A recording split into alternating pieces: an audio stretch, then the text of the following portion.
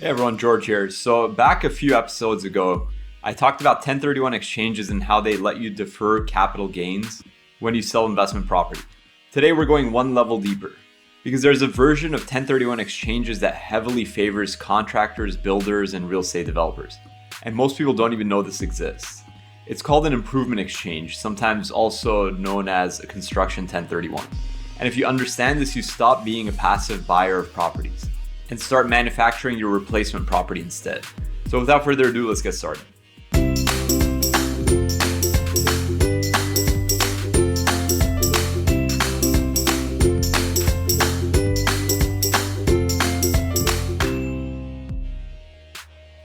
So let's have a very brief recap on our last 1031 episode.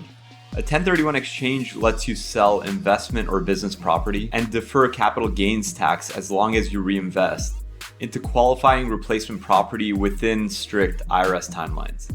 So the key rules for this that you probably already know.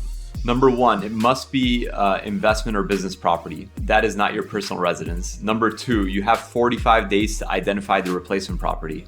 Number three, you have 180 days to close on the new property. And number four, the money must be held by a qualified intermediary. Now that's where most people stop and contractors shouldn't. So you might be asking, what is an improvement in construction 1031? So most people assume that a 1031 means I sell one finished property and buy another finished property. That's not the only option. With an improvement exchange, you can sell your old property, buy a fixer, raw land, or a partially improved property, use exchange funds to construct or renovate, and have those improvements count towards your replacement value. In other words, the IRS lets you roll your gains into future value, not just what exists on day one. This is massive, especially if you're in construction. So here's a rule that people miss. To defer your taxes in full, your replacement property must be equal or greater in value, equal or greater in debt, and you must reinvest all net proceeds.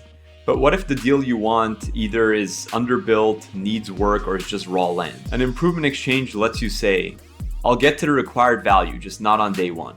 Construction costs paid with exchange funds let you count it towards the replacement value, as long as they're completed within the 180-day window. And that's the key.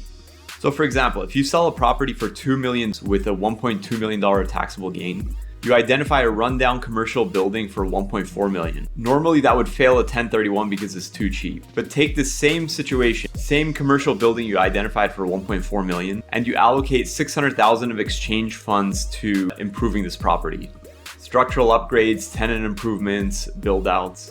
As long as the money is spent before 180 days and the work is completed while the exchanger still owns the property, you now have a $2 million replacement property and full tax deferral. Contractors can get this done cleaner, faster, and cheaper than anyone else. So obviously this strategy is pretty difficult for normal investors. For contractors, you have a few advantages. Number one, you have cost control. You build at cost, not retail. Every dollar saved increases equity, improves cash flow, and reduces risk. Second advantage, you have speed. Permits, subs, sequencing, this can kill most exchanges. You already know who to call, what to prioritize, and what can realistically be finished within 180 days. And advantage number three is designed for tax strategy.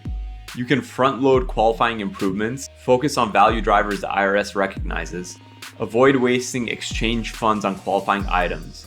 This is where contractors and builders dominate the real estate game. So here's what most people get wrong and what you can't mess up. In an improvement exchange, you personally cannot own the property, even during construction. A special entity, often an exchange accommodation title holder, temporarily will need to hold the title. Improvements need to be completed before the title transfers over to you. This is why you need a sophisticated qualified intermediary, a CPA who understands construction, and legal coordination. This is not exactly a YouTube DIY strategy. So common failure points that could happen. Number one, waiting too long to plan. Construction exchanges must be planned before the sale closes. Number two, overscoping the project.